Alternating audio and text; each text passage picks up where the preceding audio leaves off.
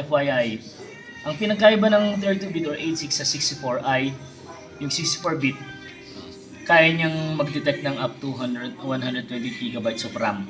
Ibig sabihin, kapag ito yung ginamit mo, x86 or 32-bit, ang kaya niya lang supportan ay hanggang 3.5 gigs.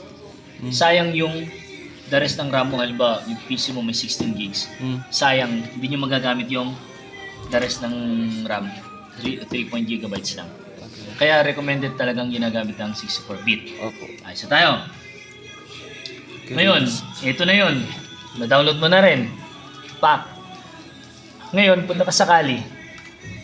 Kali Linux. X64 ang download, sir. Oh, x64. Si Kali Linux. Yan. Ang i-download nyo, click nyo yan. Ang i-download nyo sa Kali Linux ay, click download. Take note, di ba virtual box ang gagamitin natin? Yes, sir. Kasi click nyo. Wag dyan si installer, virtual machines tayo. Saan ang da-download natin dyan? For virtual box. Ito na yun. Naka-compress file ito. Ngayon,